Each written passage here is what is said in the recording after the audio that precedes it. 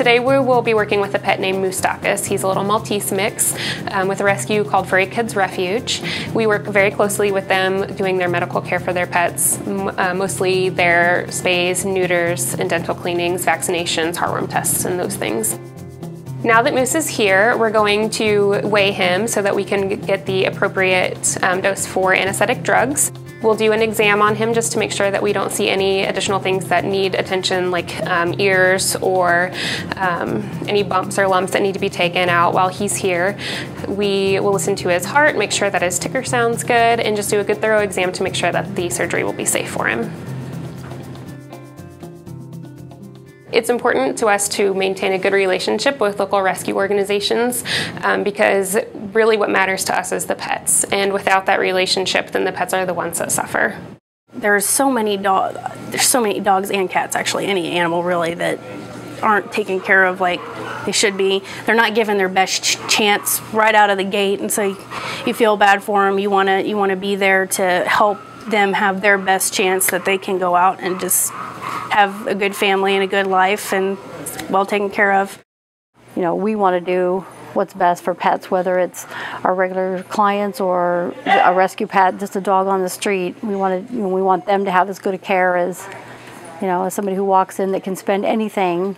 Cost is a factor, especially dealing with rescues, because they run off of donations. They don't get any grants from the government. They don't have a constant influx of money. So we always want to discuss with them if the cost is going to be okay. So they have the freedom to make decisions on what kind of care that we can provide for that pet. We want to make sure the pet's getting the best care possible, but we also don't want to go beyond the rescue's means. They do take our advice, and like I said, they want what's right for them just like we do, and so they've always have been willing to do whatever workup that we need to do in order to keep them healthy. So it really does help. It helps a lot. With the exam for Moose, we found that he has a grade 4 heart murmur, so we needed to do x-rays to make sure that his heart wasn't enlarged to the point where the surgery would not be safe for him. We also saw that he has a little umbilical hernia that pops out while he's stretched on his back. So after chatting with them, they said go ahead and do the x-rays and repair the hernia while he's under anesthesia as well. So Moose will be getting his neuter, a hernia repair, and also his dental cleaning with us today. Rescues have pretty unpredictable influx of animals, and so that kind of makes our work with them a little unpredictable, but we're always happy to take those pets in. We'd rather go ahead and get the pet in, get them cared for, and find them homes rather than waiting.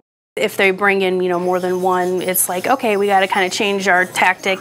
But most of the time it's not too bad, as long as we kind of have time to prep for it, and we're like, okay, we'll just kind of do our little timeline of when we're going to get them done. I know sometimes they have some extra ones, and we understand that they're just trying to get them into a better situation, and so we understand that, and we just try to work them in and just get it all done, and so they can go find good homes.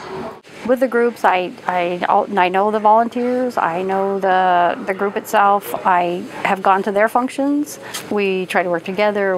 We try to work at getting what's best for them, but also what's best for us.